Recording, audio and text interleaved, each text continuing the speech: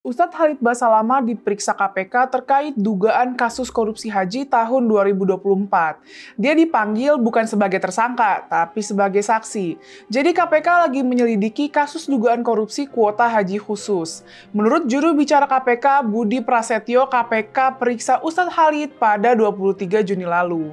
Pemeriksaan ini katanya buat mendalami soal pengelolaan kuota haji khusus. Dia menyampaikan informasi dan pengetahuannya sehingga sangat membantu penyelidik, kata Budi. FYI, Ustadz Khalid ini punya travel haji dan umroh bernama Uhud Tour. KPK butuh keterangan pihak-pihak terkait soal proses alokasi kuota haji khusus. KPK ingin mengetahui apakah ada praktik nakal atau penyimpangan aturan di balik pembagian kuota. Tapi sekali lagi, Ustadz Khalid nggak dituduh terlibat dalam praktek korupsi haji. Dia cuma diperiksa karena dianggap tahu banyak soal informasi yang dibutuhkan KPK. Buat yang belum tahu, DPR membentuk Panitia Khusus atau Pansus Pengawasan Haji pada Juli 2024. Pansus menemukan indikasi korupsi terkait pengalihan kuota haji reguler ke haji khusus hingga 50%. Padahal secara hukum, pengalihan hanya diperbolehkan 8%. Anggota Pansus Lulu Nur Hamidah bilang pengalihan ini nggak hanya melanggar undang-undang. Kami juga mencium adanya indikasi korupsi dalam pengalihan kuota haji reguler ke haji khusus, kata Lulu. Just info ya, di Indonesia untuk bisa berangkat haji ada 3 jalur yang tersedia. Haji reguler, haji plus atau khusus, dan haji furoda. Jalur pertama dan kedua dikelola Kementerian Agama atau Kemenak, sementara jalur ketiga dikelola swasta. Haji reguler biayanya antara 50–60 juta rupiah karena disubsidi pemerintah. Masa antrinya 10–30 tahun dan fasilitasnya standar. Haji plus atau khusus biayanya antara 150 juta rupiah sampai 250 juta rupiah dan nggak disubsidi. Masa antrinya 3–7 tahun dan fasilitasnya eksklusif. Musim haji 2024 kuota haji reguler sebesar 213.320 jemaah. Sementara haji khusus 27.680 jemaah.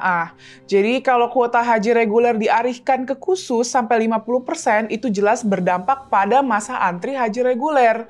Calon jemaah haji reguler akan semakin lama berangkat haji.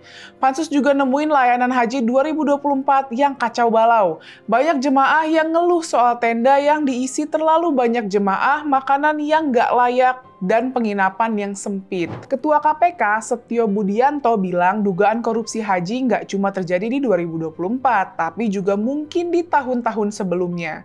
Dugaan kasus korupsi haji jadi concern banyak pihak dan ngelaporinnya ke KPK. Di antaranya Jaringan Perempuan Indonesia atau JPI yang ngelaporin dugaan KKN dalam penyelenggaraan haji, kayak pungli dan pengalihan kuota. Gerakan Aktivis Mahasiswa UBK Bersatu atau GAMBU juga ngelaporin Menteri Agama dan Wamenak periode itu, Yakut Khalil Qomas dan Saiful Rahmat Dasuki, karena diduga ngatur kuota seenaknya.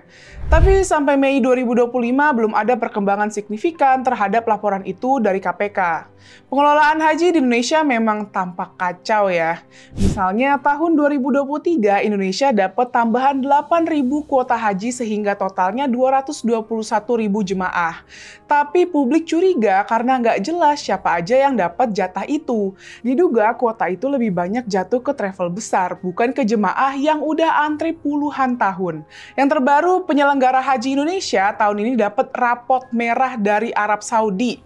Saudi nyorotin masalah serius, diantaranya data kesehatan jemaah yang nggak akurat.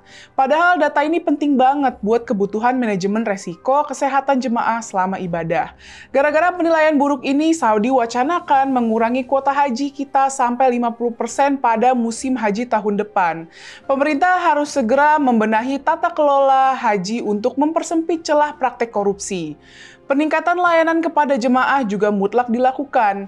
Jangan sampai praktek culas dan pelayanan yang buruk terus-menerus berulang. Yuk perbaiki total pengelolaan haji kita.